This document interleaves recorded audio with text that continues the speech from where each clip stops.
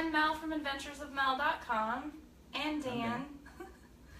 So today we're going to show you how to make bunny tail cupcake bites. And we've already got mini chocolate cupcakes made. We baked them earlier this morning.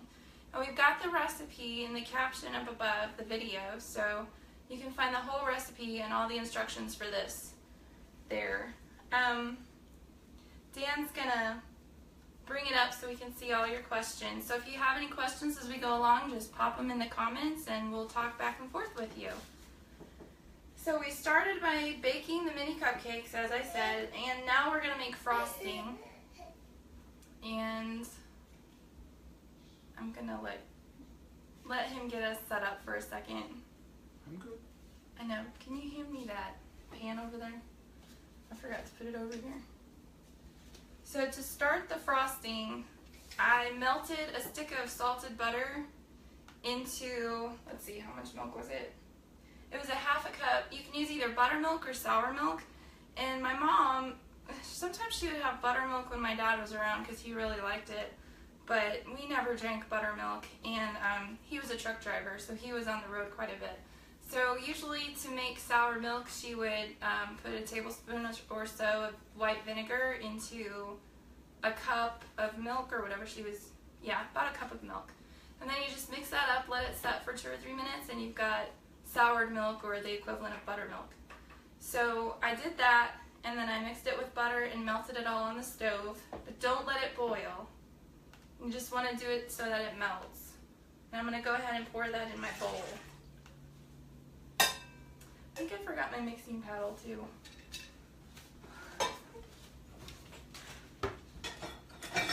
So once we have that mixture in the bowl, then we're just going to go ahead and beat in our powdered sugar until we have the consistency that we want for spreading on the cupcakes. And I'm going to put in, my recipe says 5.5 to 6 cups. That just sounds like a lot looking back. This is a long time ago and I created this recipe. But hey Nancy. Go with it. Hey Nancy. She says that she sours her milk in place of buttermilk as well. Do you use vinegar, Nancy?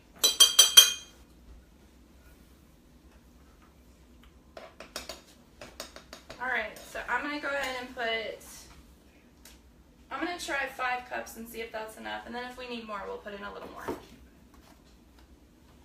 These are a cute Easter treat. And they're bite-sized, which is what I love about them, because sometimes I don't really, usually a great big cupcake is just a little too much sweetness for me. Especially when it's got frosting and other things on top. So these are perfect for tiny snacks. Alright, so I've got 5 cups of powdered sugar.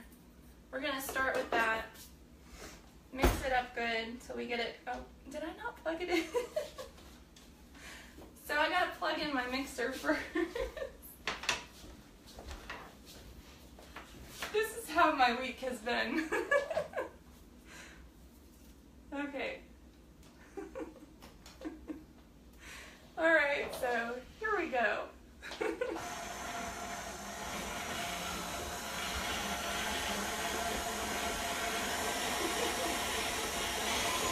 So I can tell I'm going to need to add at least another cup of powdered sugar.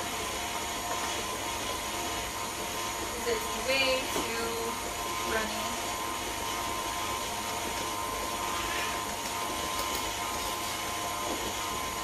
Nancy said she tried lemon juice once. Oh, I never thought about that.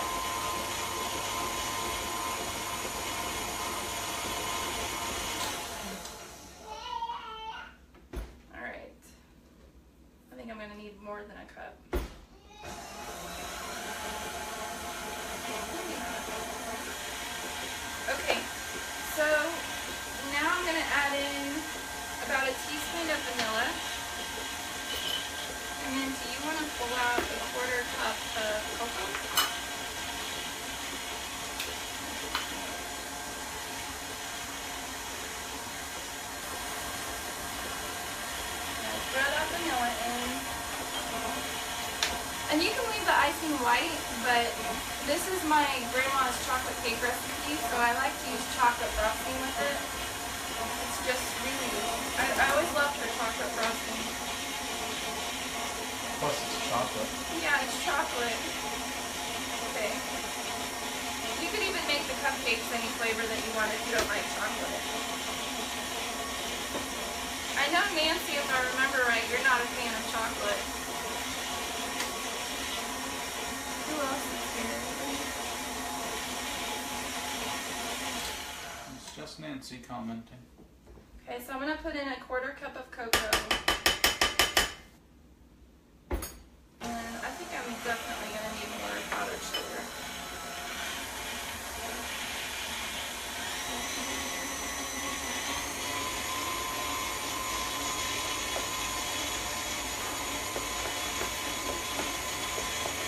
The icing is kind of hit or miss. You just keep adding until you have the right consistency.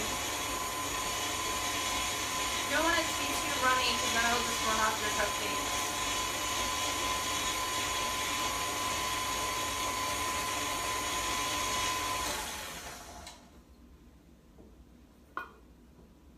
Alright.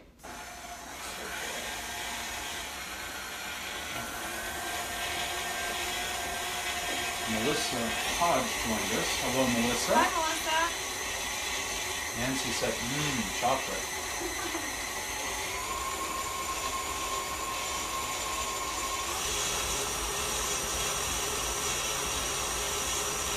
So, everyone that's watching it can see the comments. Yeah. Do we need to repeat them? No, it's nice to talk back and forth. I don't know. Just wondering. They're not always watching the comments, though. I don't know. I guess you can swipe and turn off the comments. I'm going to put in just a little bit more and make it a little bit stiffer. Okay.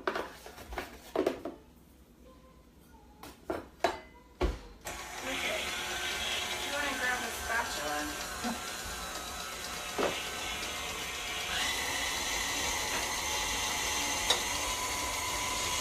Alright.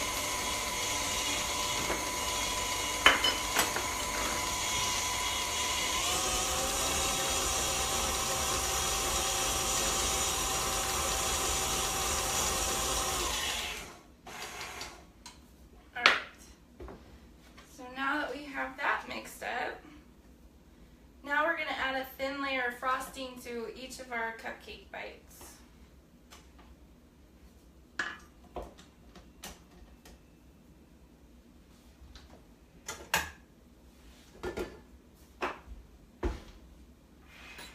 And it's a nice consistency. Looks pretty good. It's still soft and creamy, but a little bit stiff enough that it won't run. Alright, so we're just going to go easy today. What's Nancy say?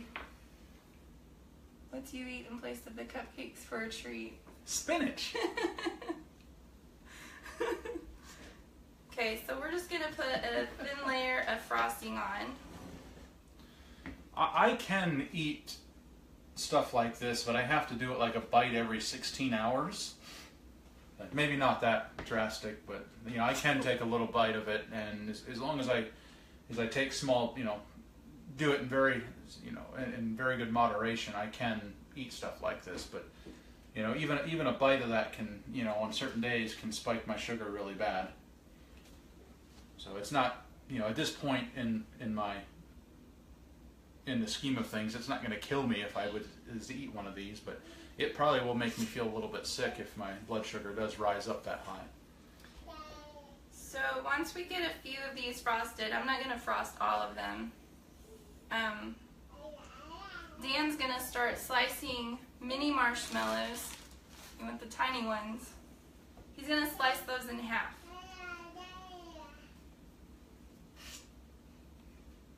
Because we want our cupcakes to look like little bunny tails, fluffy bunny tails. And then I found out the first time that I made these that the frosting was not enough to make the marshmallows stick and stay on. They would slide off. So I add a little thin layer of marshmallow fluff on top of the frosting. You could even just use marshmallow fluff instead of any frosting. It's totally up to you. But that fluff just gives it a sticky, kind of a glue-like texture and helps the marshmallows stay on. Nancy says, the Easter Bunny's food. Chocolate and marshmallow fluff. Alright, so, and it's going to mix with your frosting, and that's okay. Just as long as you have enough on there that it will help the marshmallows to stick. So do you want to slice a few marshmallows up? You want to spread it over the top, because we're going to cover the top with marshmallows. Or marshmallow halves. But by the time we get done, it will look like a fluffy bunny tail. How many you want cut up? As many as you want to do. I'll just put some marshmallow cream on and then we can do. Is it 1/2 a marshmallow per cupcake? No. We cover it with halves. Okay. Yeah.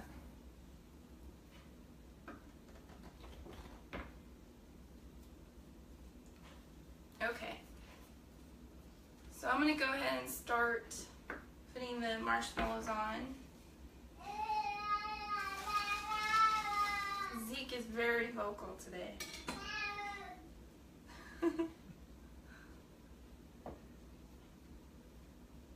So there's really no rhyme or rhythm to placing the marshmallows. You just put them wherever you want, as long as they'll stay on. And cutting them in half helps them, because it's sticky inside and it helps them to stay on too.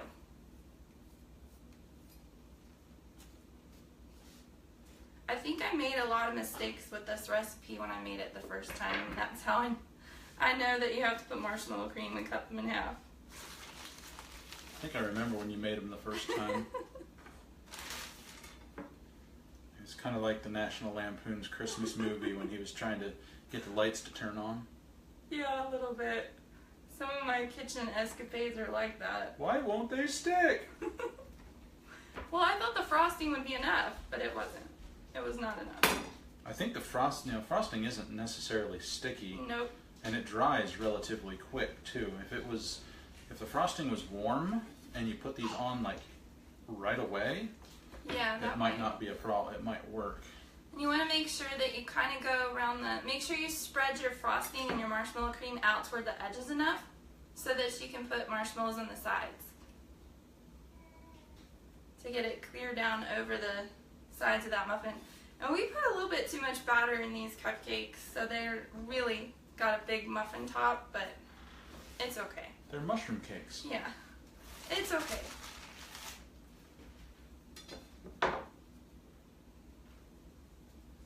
Or muffin top cakes. Yeah.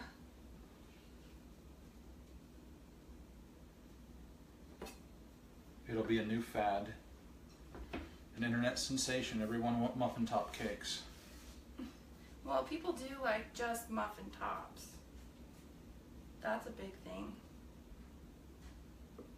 How many of these you want? That's good, that's good. Okay. So, Dan's going to help me put some marshmallows on. You want to do that one?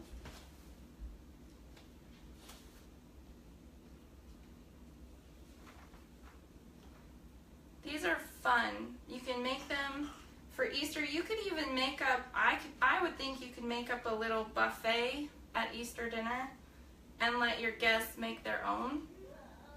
The marshmallows would take a little time, but if you put bowls of marshmallows around the table, they could sit down and talk and make bunny tails. So you can see the little marshmallows on top. They're covering the top of the cupcake. I'll let Dan bring one up close in a minute. I guess for an added bit of fun, you could even get a nice little campfire going and roast the bunnies over the campfire. You could. Have campfire roasted bunny campfire marshmallows. S'mores. Or roars? Roars? Rabbit s'mores? Oh, brother.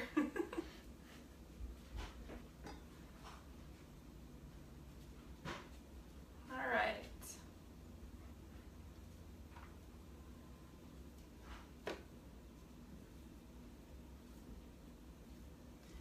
good there, honey. You didn't tell me how many not to put on. No. It looks good. It looks good. So are these done? Yeah. So that's pretty much it. Nancy says, do you think cream cheese frosting would be stickier than normal frosting? I still think it would dry out just the same as what this does really quickly. But it might. I mean, all you can do is try. You might have to make it a little wetter than normal. But I'll let you see that there. Almost looks like marshmallow cauliflower. They're super cute. They're kid friendly. Kids can come in and help make them. And they love eating them, of course. And they're bite-sized. So they're not such a rush of sugar. So that's how to make bunny tail cupcake bites.